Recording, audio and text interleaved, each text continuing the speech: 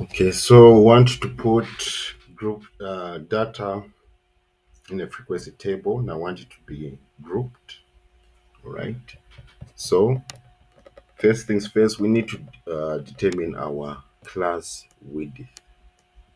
Okay, and how you get your class width is here. It is the range divided by the number of class intervals. Okay, so first things first here, we need to say we need to find our range. Our range is the highest number minus the lowest number. So the highest number here is what? It is 34. All right. And then the lowest number is 11.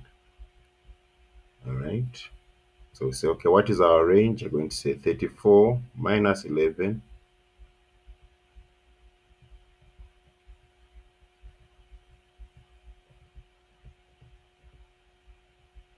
divided by. So the number of class intervals, all right? You can decide if you want 10 class intervals, you want 7 class intervals, you want 4 class intervals, you want 3, okay? So usually, as you can see here, most frequency tables have 5 or 10 class intervals, okay? But you can choose the number of class intervals that you want. So for this example, we chose to go with, we want to have 5 class intervals, okay? So I'm going to say 34 minus 11,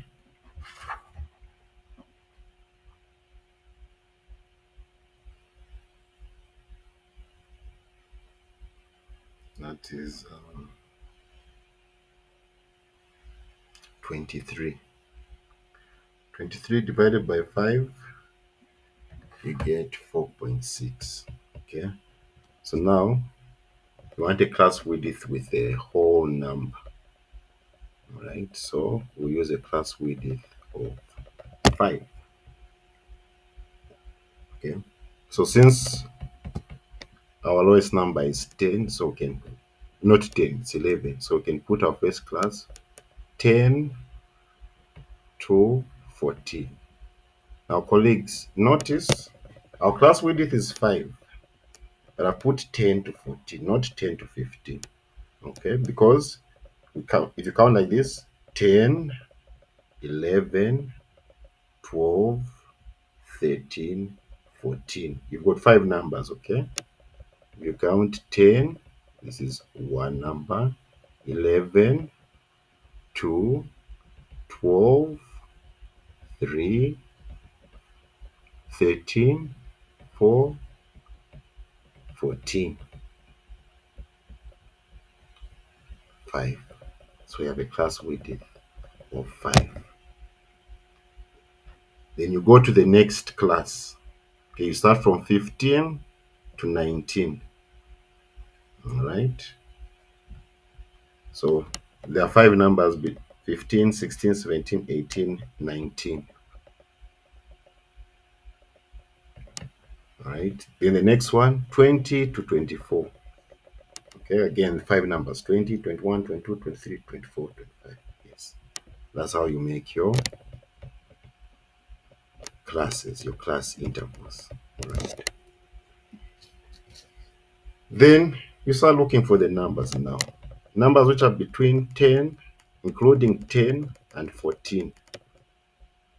Okay. Here we're including these numbers. That's why we put 10 to 14 there. We're including 10, 11, 12, 13, and 14. These numbers are also included here. Okay. So in our table here, we look for these numbers. We have an 11 here. So you put 1. We have a 14 here. You put 2.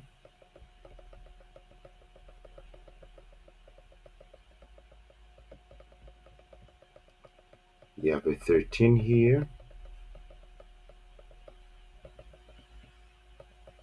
You put 3. You have another 14 here. You put 4.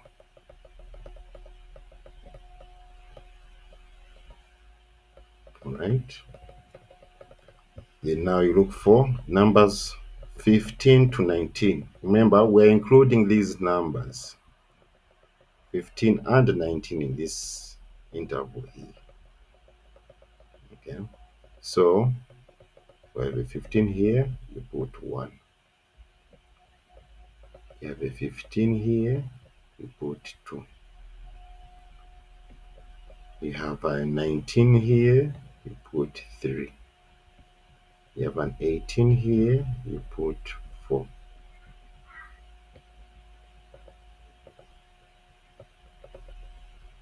You have another 18 here, 5. You have a 17, 6. You have a 16, 7. You have an 18, 8. Let's see. So I've seen frequency 8. 20 to 24, you look for the numbers, including 20 and 24. So you have, let's see, a 20 here, you put 1. 27 here, put 2. 22 here, you put 3. 23 here, you put 4.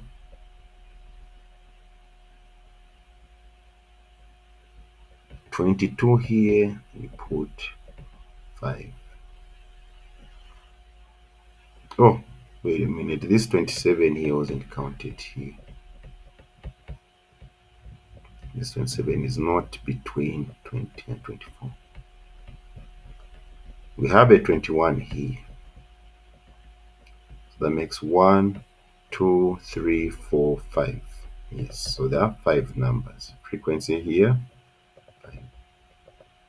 Then you go to 25 to 29, including 25 and 29.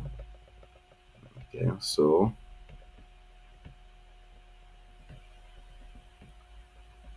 let's see, 27 here, put 1. 28 here, we put 2.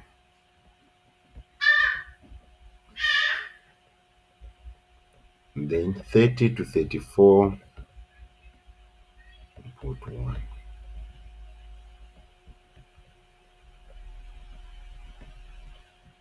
And then this is our frequency table. Okay.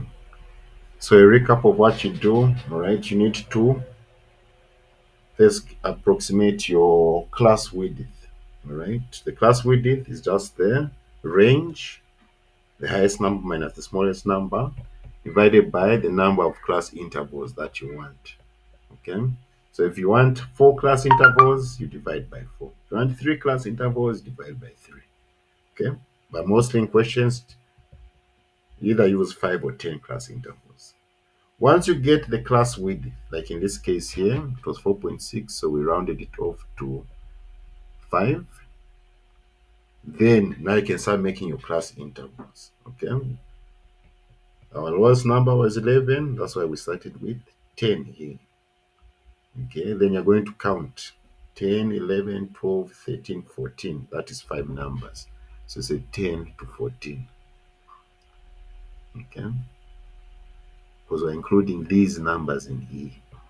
The next one, you start from 15, 15, 16, 17, 18, 19. That's another 5 numbers. And you just continue that process. And then you can make your frequencies.